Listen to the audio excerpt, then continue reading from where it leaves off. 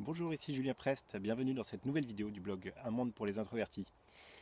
Alors aujourd'hui j'aimerais vous parler d'un sujet qui va peut-être intéresser beaucoup d'entre vous, c'est comment entamer les discussions quand on est introverti. Parce que évidemment quand on est introverti, eh bien, on a tendance à savoir très bien écouter, mais parfois c'est un peu difficile de parler, de trouver nos mots, parce que eh bien, on réfléchit longtemps avant de, de trouver les bons mots à dire. Hein, beaucoup d'entre vous m'ont écrit en disant mais bon bah, c'est très bien tout ça de respecter mon tempérament introverti. Oui, je sens que ça m'aide au quotidien de mieux respecter mes besoins de solitude, d'accepter le fait que je sois plutôt calme, plutôt discret. Mais bon, vient un moment où on a quand même envie d'être avec les autres, de socialiser, et puis tout le monde ne vient pas naturellement vers nous, donc il faut aussi nous faire un effort pour aller voir d'autres personnes, et si on veut rencontrer de nouvelles personnes, eh bien, il faut bien en venir à entamer la conversation. Donc c'est vrai si on veut séduire une personne ou même simplement rencontrer de nouveaux amis. Alors,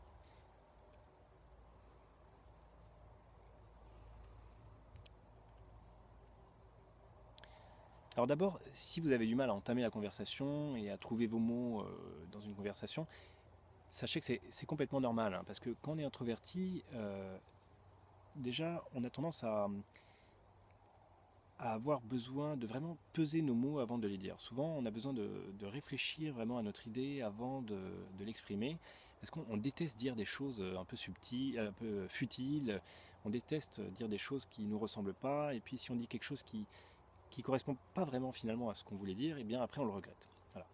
Les extravertis, souvent, ne vivent pas ça. Ils disent des choses et puis leur pensée évolue au fur et à mesure de leur conversation. Et puis ça ne les dérange pas s'ils ont dit quelque chose qui ne correspondait pas tout à fait à ce qu'ils voulaient. Voilà.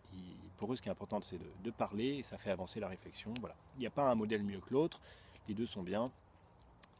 Chacun son mode de fonctionnement, mais il faut apprendre à vivre avec son mode de fonctionnement.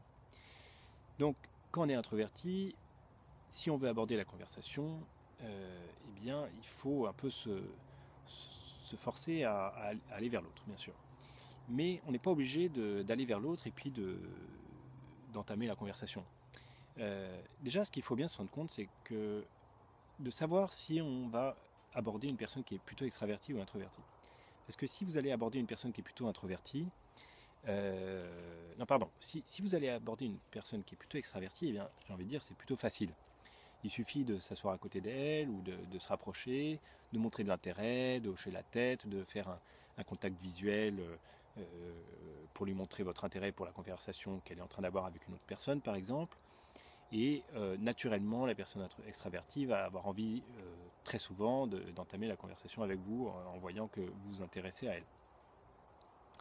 Donc, généralement, pas toujours, mais la plupart du temps, quand vous abordez une personne extravertie, c'est relativement facile. Il suffit de montrer de l'intérêt, se rapprocher, et les choses devraient se faire relativement naturellement.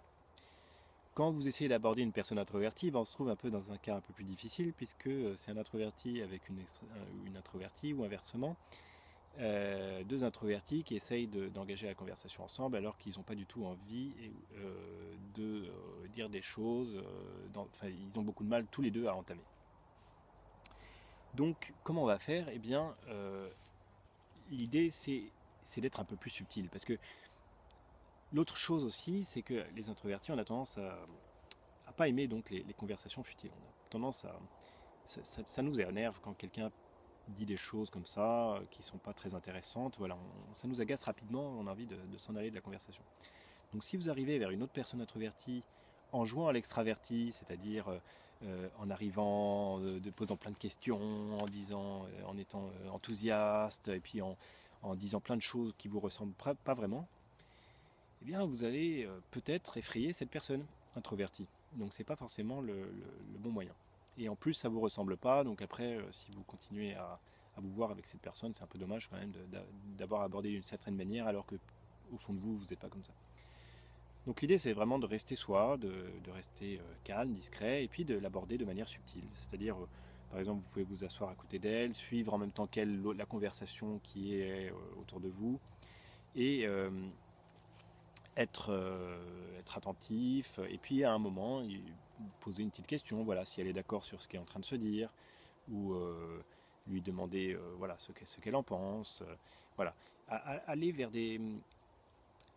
Pas directement vers un sujet très profond, lui demander ce qu'elle a vécu dans son enfance, mais aller vers, quand même vers des sujets un peu plus profonds dès le début, pour susciter un intérêt et engager la conversation de manière intéressante. Voilà.